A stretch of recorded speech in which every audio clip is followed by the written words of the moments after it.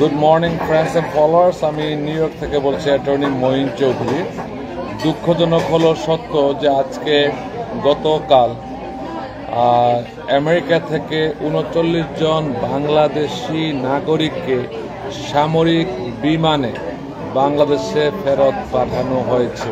তবে সতর্কতামূলক একটা কথাই বলছি, যারা এই দেশে বৈধভাবে আছেন, যাদের গ্রিন কার্ড প্রাপ্তিতে কোনো ধরনের ভেজাল ছিল না, মিথ্যা তথ্য দেন নাই, বা যারা এইখানে নাগরিকত্ব পেয়েছেন বৈধভাবে, কোনো প্রতারণার শিকার নাই, তাদের ভয়ের কোনোই কারণ নাই। আপনারা অনায়াসে আমেরিকা থেকে বিভিন্ন দেশে যাতায়াত করতে পারবেন, ঘুরতে পারবেন, এবং গ্রিন কার্ডধারীরা সেম প্রিভিলেজ পাবেন। তো ঘটনা হচ্ছে এটা, গতকাল যাদেরকে পাঠানো হয়েছে ৩৯ জন বাংলাদেশি নাগরিককে, যারা বিভিন্নভাবে এই দেশে ডিপোর্টেশন হয়েছিল অথবা তারা কোনো অপরাধে জড়িত ছিল। এক্ষেত্রে বলা বাহুল্য যে এইটা হচ্ছে 1996-এর অ্যাক্ট অনুযায়ী তাদেরকে পাঠানো হচ্ছে। 1996-এ তখন কিন্তু আমাদের ক্লিন্টন প্রশাসন ছিল ক্ষমতায়।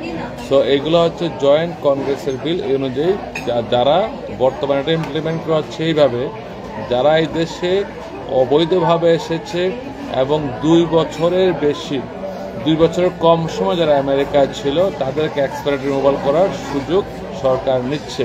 এবং অনেকেই আছে যারা হয়তো কোনোভাবে সরকারের কাছে বলেছিল যে আমরা ইমিগ্রেশন অফিসে আমরা চলে যাব, হয়তো নেগোশিয়েট করেছিল, তারা চলে যাবে। তাদের এটাকে বলে ডিপোর্টেশন, ইনভলান্টারি ডিপোর্টেশন।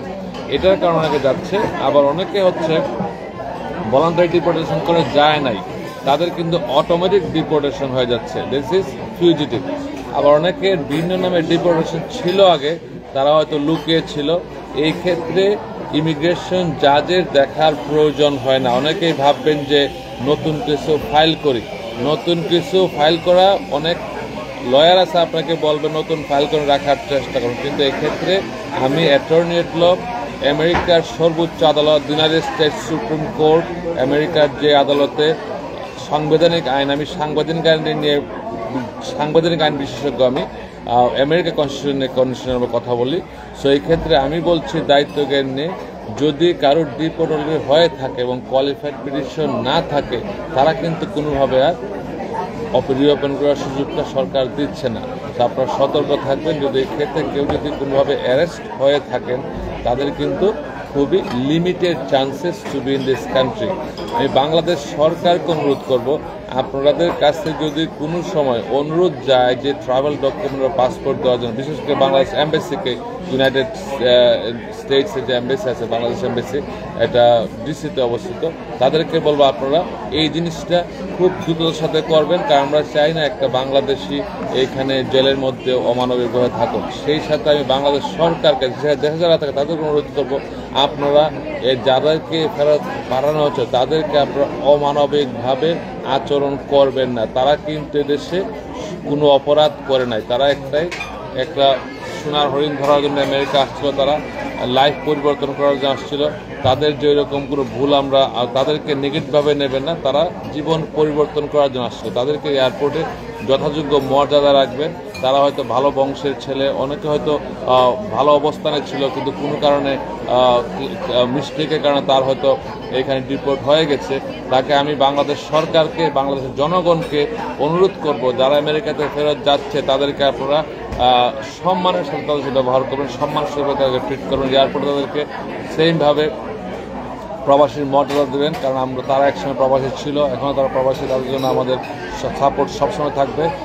যিনি চেয়ারপারসন অফ ইমিগ্রেন্ট ইন্টারন্যাশনাল, আমি আমেরিকান সরকারকে, ট্রাম্প প্রশাসনকে অনুরোধ জানাচ্ছি আগেই, যে তাদের প্রতি যেন কোনো অমানবিক আচরণ না করা হয়। তাদের প্রতি যেন আমাদের যে কনভেনশন, যে হিউম্যান রাইটস কনভেনশন, যেটা ইউনাইটেড নেশন স্বীকৃত, ওই কনভেনশনে তাদের যেন আচরণ করা হয়, তাদের সাথে মিসবিহেভ না করা হয়, তাদের যে মানবিক চাহিদাগুলো যেন পূরণ করা হয়, এবং তারা যেন যাই করে না কেন, তারা অনেকে আছে ক্রিমিনাল, আবার অনেকে আছে পিওর জেন্টলম্যান, তাদের কোনো ধরনের অপরাধ ছিল না, তারা শুধুমাত্র আমেরিকায় থাকার কারণে তারা হয়তোবা এইরকম সমস্যায় পড়েছে। তো আমি কোনো প্রশ্ন নিচ্ছি না, আজকে অত্যন্ত দুঃখিত যে সামরিক বিমানে পাঠানো হচ্ছে। যদি তারা নিজেরা যাওয়ার সুযোগ থাকতো তাহলে কিন্তু সামরিক বিমানে পাঠানোর সুযোগ থাকতো না, ইচ্ছা করলে নিজেরাই চলে যাওয়া যায়। সামরিক বিমান মানে আমেরিকার যে কার্গো যে বিমানগুলো যায় C-17, এই বিমানগুলো তাহলে C-17 দিয়ে তাদেরকে ডাইরেক্ট ফ্লাইটে নিয়ে যাওয়া হচ্ছে, অথবা মাঝখানে থামছে, তাদের কোনো সুযোগ সুবিধা দেওয়া হচ্ছে না। সেই ক্ষেত্রে আমি সবাইকে অনুরোধ করবো, আপনারা যাকে যাকে চিনেন, যদি মনে করেন যে তাদের অতীতের সমস্যা ছিল সমাধান করার চেষ্টা করেন, অন্যথায় আপনারা যে সতর্ক থাকবেন।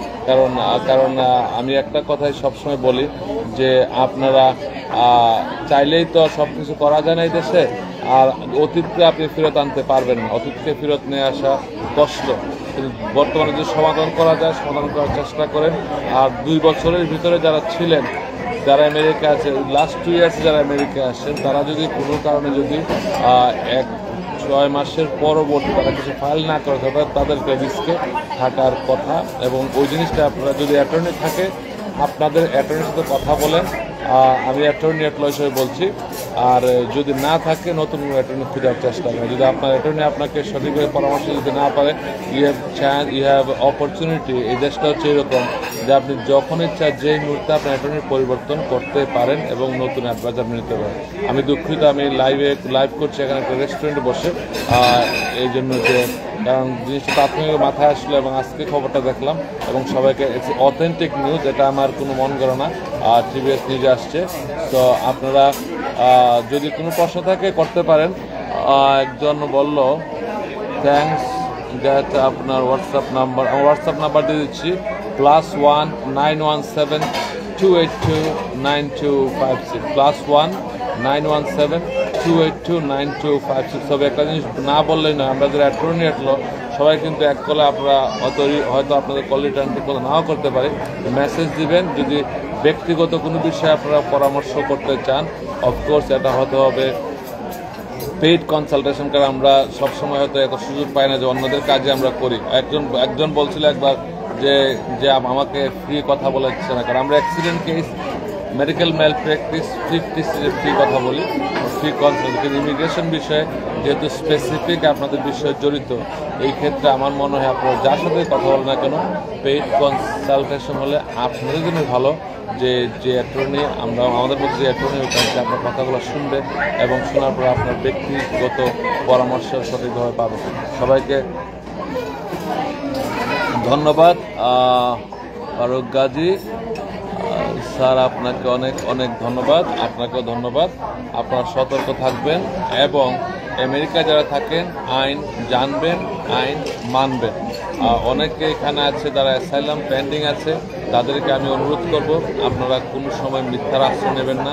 যদি কোনো সময় অ্যাডজাস্টমেন্ট করতে চান, আপনারা কিন্তু অতীতের ঘটনাগুলো বলে অ্যাডজাস্ট করবেন। এখন অনেকের গ্রিন কার্ড বাতিল হচ্ছে একটি কারণে, যারা অতীতে হয়তো অন্য নাম ব্যবহার করেছিল, ডিক্লেয়ার করে নাই বা ক্রাইম করেছিল বলে নাই। যদি আপনারা সত্যটা বলেন, এটা কিন্তু সমাধান করা আমাদের পক্ষে সম্ভব। এদেশে ওয়েবারের ব্যবস্থা আছে, আইনগত প্রক্রিয়াতে আছে, কেউ আপনাকে সহায়তা করছেন, এটা লিগেলি আমরা করব। অনেকেই মনে করে অ্যাটর্নি হয়তো লিগেল করতে, যারা মার্কেট তারা হয়তো অন্যান্য লোক দালাল কাজ করে, কিন্তু দালালরা কিছু করতে পারে। দেশে যা করা লিগেলি, আইনের বাইরে আমরা কেউই কিছু করতে পারবো না, কোনো ওয়ে নাই। এবং কেউ যদি আপনাকে মিথ্যা প্রমিস দেয় টাকার বিনিময়ে গ্রিন কার্ড দেবে, এইটা ওই দেশে হয় না। যদি হয়ে থাকে, হওয়ার সম্ভাবনাই নাই, হয়তো কেউ আপনাকে বলতে পারে সব কথাগুলো, কিন্তু এগুলো অবান্তর কথা। সবাইকে ধন্যবাদ। আবারও বলছি, বর্তমান প্রশাসনকে, ইউনিট সরকারকে, আপনারা যারাই ক্ষমতা আছেন, যারা দায়িত্বে আছেন এয়ারপোর্টে, যারা সিভিল এভিয়েশনে, প্রবাস কল্যাণ মন্ত্রী, পররাষ্ট্রমন্ত্রী যারা আছেন, যারা আমেরিকা থেকে চলে যাচ্ছে, C-17 পাঠানো হয়েছে বা হচ্ছে ফেরত যাবে, তাদেরকে আপনারা খুব সম্মানের সাথে ব্যবহার করবেন।